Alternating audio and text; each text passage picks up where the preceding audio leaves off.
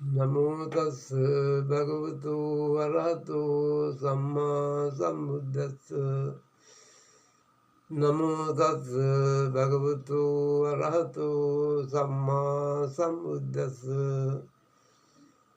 නමෝ තස් භගවතු වරහතෝ සම්මා සම්බුද්දස්ස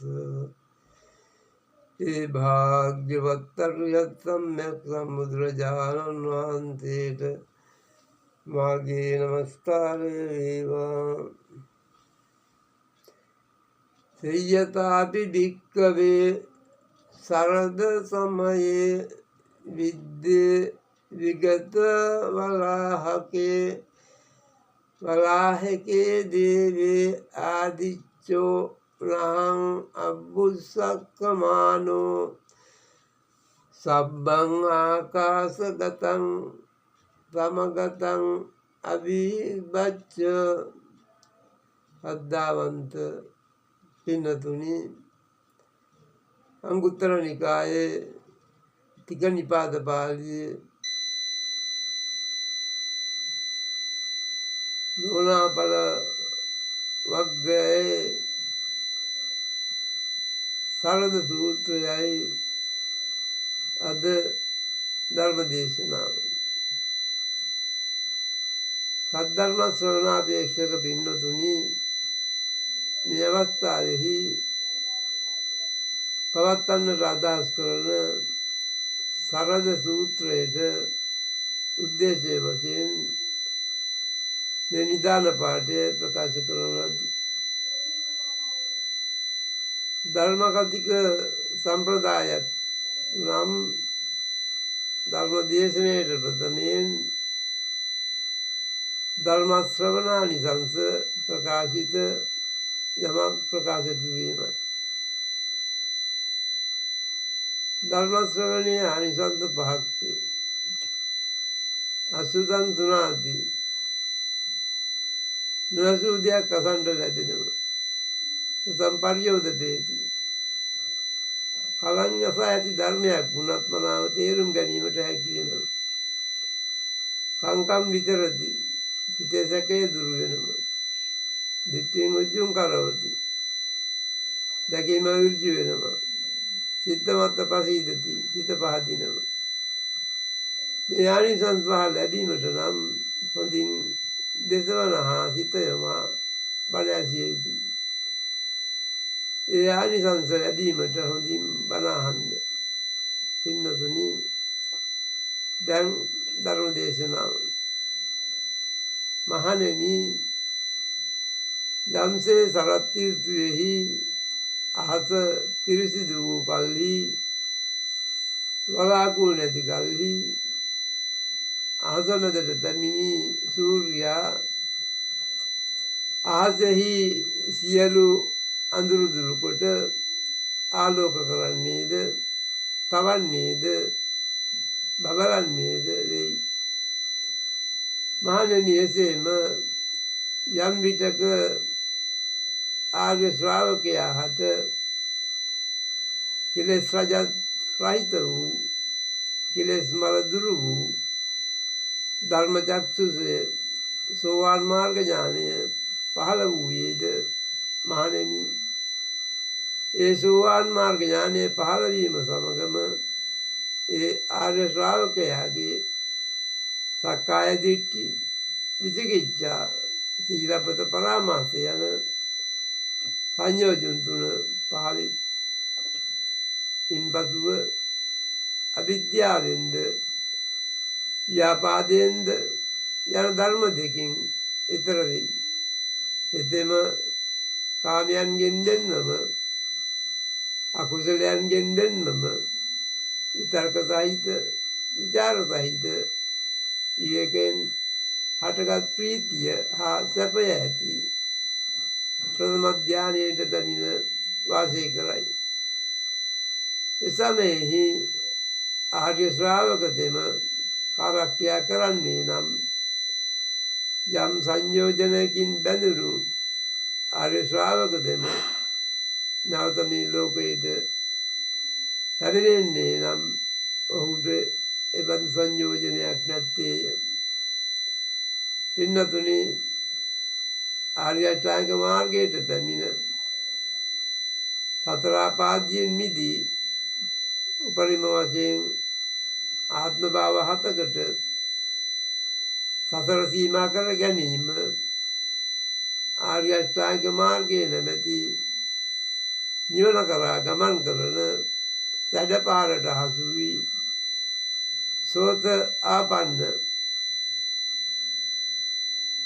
ඒ වචන දෙකේ තේරුම සෝත යනු ආර්ය අෂ්ටාංග මාර්ගයේ ආපත්‍ය යනු පැමිණීමයි. මේ වචන දෙකේ එකතුව එක්වීමෙන් සෝතාපන්න යන අර්ථය ලැබේ. පින්නතුනි බුදුරජාණන් වහන්සේ එක් අවස්ථාවක පොළවෙන් පස් පිටක් නියපිටටගෙන මහණෙනි මේ නියපිට තිබෙන පස් පිටද මහ පොළොවේ තිබෙන පස්ද වැඩි යනුවෙන් විමසූසේක. මහ පොළොවේ පස් වැඩියයි භික්ෂුව පැවසූහ. මහණෙනි සෝවාන් පුජ්‍යලයා අවසන් කොට ඇති දුක් සමූහය මේ මහ පොළොවේ තිබෙන පස් හා සමානය. පස් වල ප්‍රමාණයට වඩා වැඩිය. විඳින්න තිබෙන දුක් මේ නියපිට තිබෙන පස් හා ප්‍රමාණයට හා සමානයයි දෙසූසේක. සෝවාන් ඵලයට පැමිණීම සක්විති රජකමටත් වඩා උතුම් බව පතල්ව්‍යා ඒක රජ්‍යේන යන ගාථාවෙන් පැහැදිලි කර ඇත. පතල්ව්‍යා ඒක රජ්‍යේන සග්ගස්ස ගමනේනවා සබ්බ ලෝකාධිපච්චේන සෝතාපට්ටි පරම් වරං. ශක්තිගේ රජකමටත් දෙව්ලොව සැපයටත් මුළු ලොවම ලැබෙන අධිපතිකමටත් වඩා සෝවාන් වීම උතුම්ය. සෝවාන් තැනැත්තාගේ ලක්ෂණ යෝනිසෝ මනසිකාරයෙන් ත්‍රිලක්ෂණය නිතර විද්‍යමාන වෙයි. නිරය, තිරිසන්, ප්‍රේත, අසුර යන සතර අපායන් සතහටම අත්මිදී ඇත. සක්කාය දිට්ඨි, විචිකිච්ඡා, සීලබ්බත පරාමාස යන සංයෝජන තුන ප්‍රහාණය කර ඇත. යම් වරදක් වුවත් එය නොසඟවා ඊට පිළියම් යොදයි. මේ ලක්ෂණ සෝවාන් පුජ්‍යලයාගේ ලක්ෂණයන්ය. සක්කාය දිට්ඨිය යනු පංච උපාදානස්කන්ධය නිත්‍ය සුඛ ආත්ම වශයෙන් ගැනීමයි. විෂයාකාර සක්කාය දිට්ඨියක් ඇත. පුජ්‍යල පුජ්‍යලයන්ට හටගනී. රූපය ආත්මය ලෙස සලකයි. ආත්මය රූපය ලෙස සලකයි. ආත්මයේ රූපේ පවතිනවා යනුවෙන් ගනී. රූපයේ ආත්මය පවතින යනුවෙන් ගනී. මෙසේ සතර ආකාරයකින් උපාදානස්කන්ධ පහ කෙරෙහිම විෂයාකාර සක්කාය දිට්ඨියක් පවතී. හතර වැඩි කිරීම පහ 20යි. සීලබ්බත පරාමාස යනු සීලය හා වෘත ආරක්ෂා කරමින් නිවන ලැබේයයි ඇති විශ්වාසයයි. යම් සීලයක් උපාදානය කොට ඇත්නම් ඒ තුළින් සීලබ්බත පරාමාස වේ. සීලෙන් සුගතගාමී වීම හෝ නිවන් ලැබේයයි අපේක්ෂාවෙන් අනාර්ය මාර්ගයක ගමන් කරමින් සීල් රැකීම සීලබ්බත පරාමාසයයි. විචිකිච්ඡා නම් බුදුන්, දහම්, සංඝුන් ශික්ෂාපද පිළිබඳ සැකය, පෙර සසර සිටීම පිළිබඳ සැකය, මතු සසර ඉපදීම පිළිබඳ සැකය, පෙර සසර හා මතු සසර පිළිබඳ සැකය, පටිච්චසමුප්පාදය පිළිබඳ සැකය යන මේ අටතකයන්ය සෝවාන් පුජ්‍යලයාගේ මේ සංයෝජන තුන ප්‍රහීන වේ. අවිද්‍යාවෙන්ද ව්‍යාපාදයෙන්ද යන ධර්ම දෙකින් ඈතර වෙයි. යන මෙය අවිද්‍යාව යනු දැඩි ලෝභයට නමකි.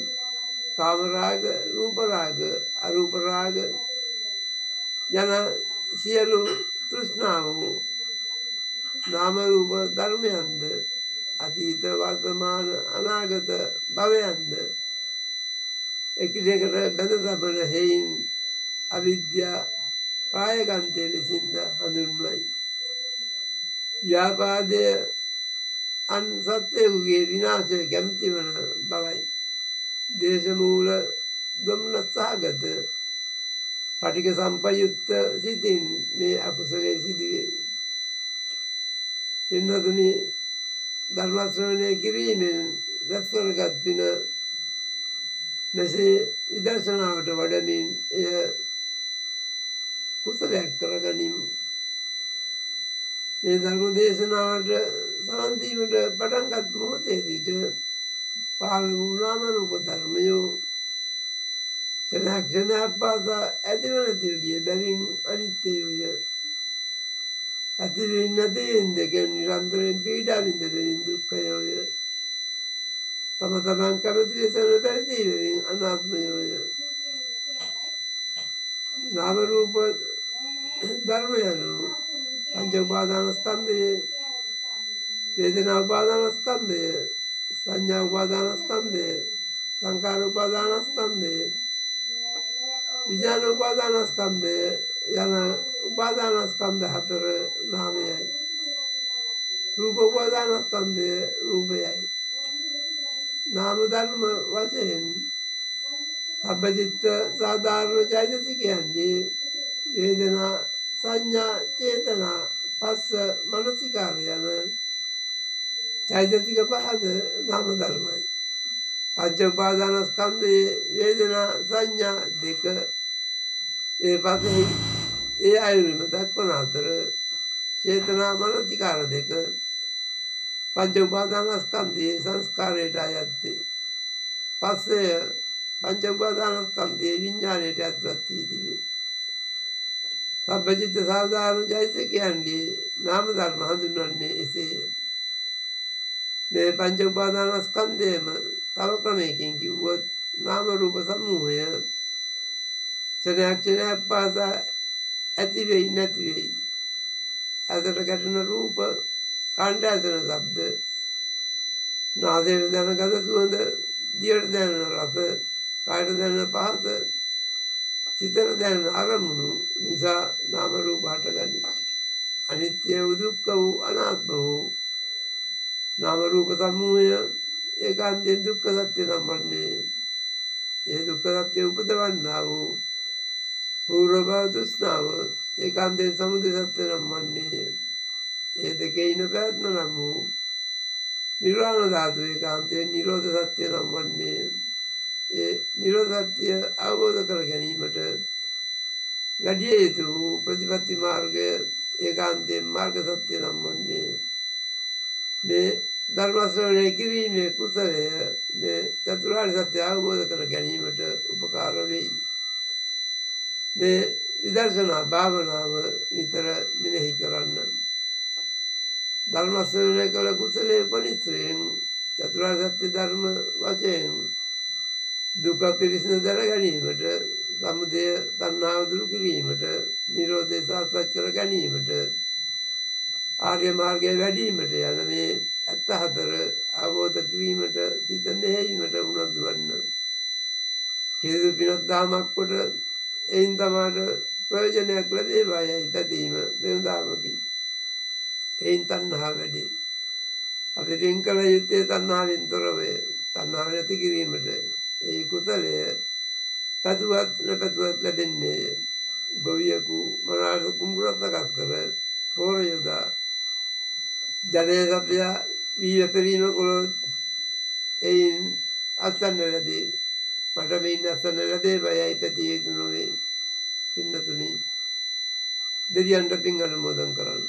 එත්තාවතාච අම්හෙහි සම්බතම් පුඤ්ඤ සම්පදම් සබ්බේ දේවානුමෝදන්තු සබ්බ සම්පත්ති සිද්ධියා එත්තාවතාච අම්හෙහි සම්බතම් පුඤ්ඤ සම්පදම් සබ්බේ භූතානුමෝදන්තු සබ්බ සම්පත්ති සිද්ධියා එත්තාවතාච අම්හෙහි සම්බතම් පුඤ්ඤ සම්පදං සබ්බේ සත්තානුමෝදන්තු සබ්බ සම්පත්ති සිද්ධියා අප විසින් මෙතකින් රැස් කරගත්තා වූ සියලු පුණ්‍ය සම්භාරය අනුමෝදන් වීමෙන් සියලු දෙවියෝද සියලු භූතයෝද සියලු සත්වයෝද සැපෙන් සැපේටම පත් වේවා සාදු සාදු සාදු